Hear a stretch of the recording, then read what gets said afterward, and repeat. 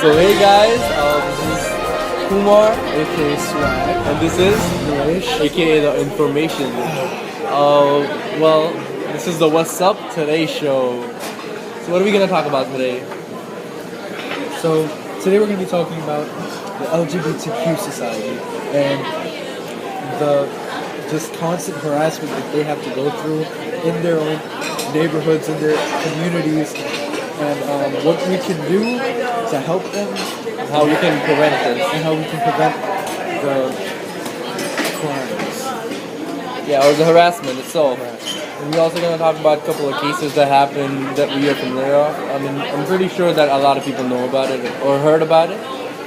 So, well, let's talk about it. So yeah, I believe this was about a few months ago, maybe even a year ago, where I read about the student in a college who lives in a dormitory, and his roommate would found out that his roommate was gay.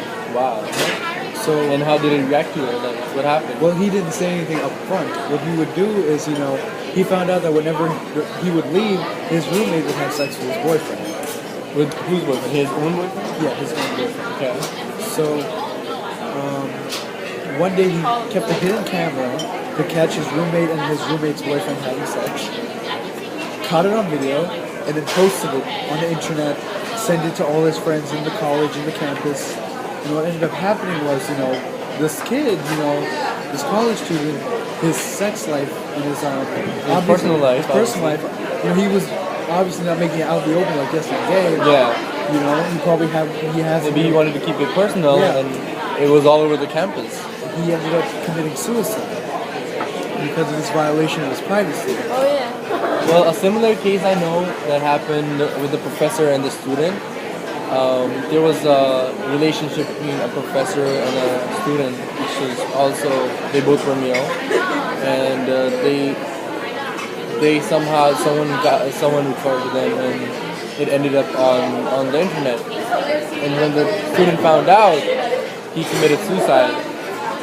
So I mean, we have to see at this point of view why these things happen. Why do people commit suicide? Mostly LGBTQ, community.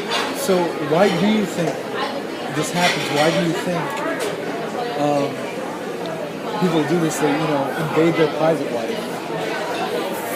I think it's people's beliefs. As we have different beliefs because I personally respect everything and whatever people have their beliefs.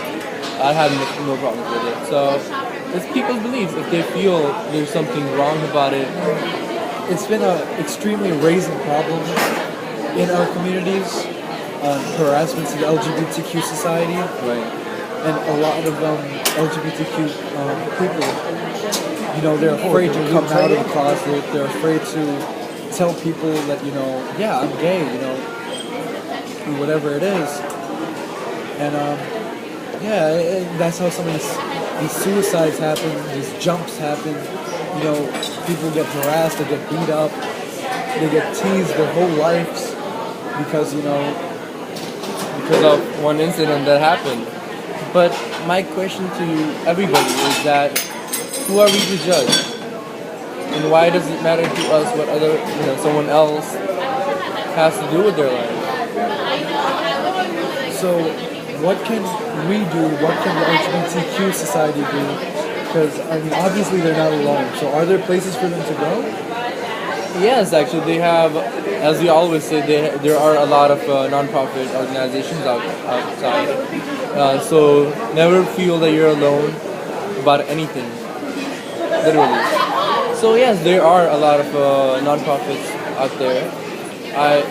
I know one about in Queens, which is where 76th Street and what 37th Avenue. It's the Queen's Pride House. Yeah, just look it up. Just Google it. It's gonna be there. So. And whenever you feel like you can't find a local organization, you have the computer, you have the internet, use your resources to find what, your nearest community organization. Exactly. A lot of people have told me like, I can't do it because there's no organization in me. There are. You just need to find out. So, they're trying to outreach and help you. You have to try to look for them. We are in Jersey, and this is a Jersey girl. Say what's up to Angelica. So we're going to continue our conversation about the LGBTQ society and the harassment that they face.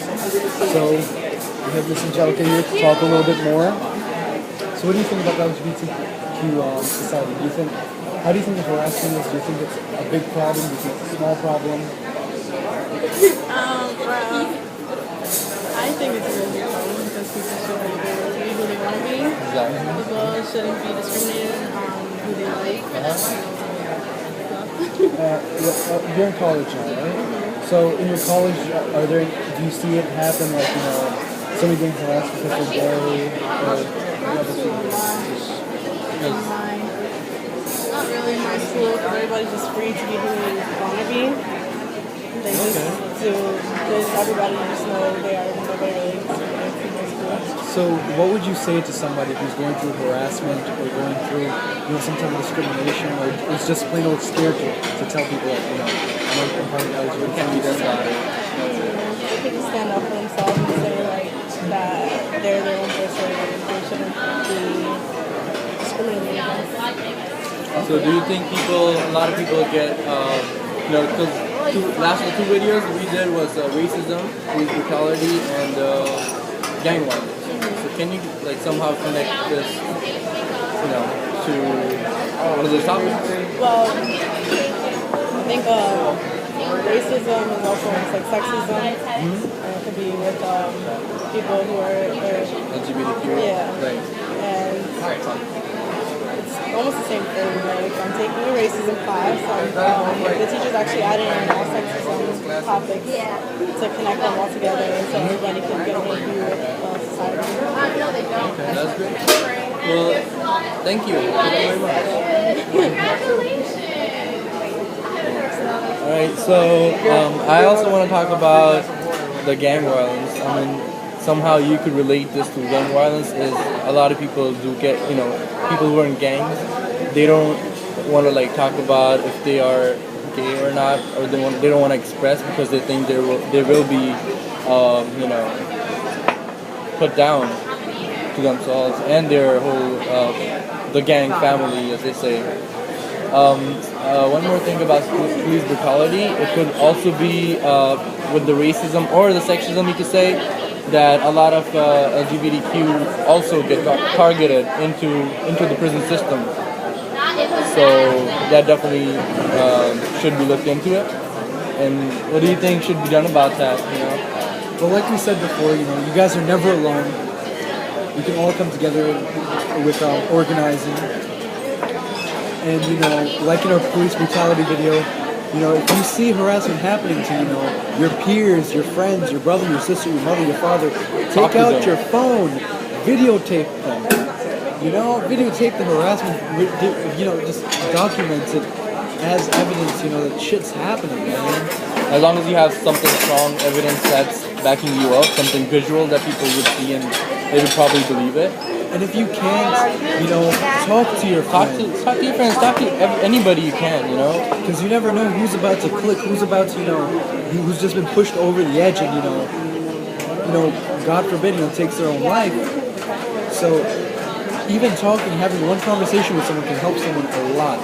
So don't be afraid and, get out there, talk to anybody, everybody, get your resources, go on Google. We all use Google, right? So go on Google, get your resources, find the nonprofits that you want, and, keep working for it. Keep working for what you believe. And if you want more information, you could also comment below, and we'll get back to you from, to whatever we know to that extent, and we'll try to help you out. Well, on that note, this is a pretty short video. Yeah, it's our shortest video. Well, so stay tuned for the next episode, and we'll catch up to you soon.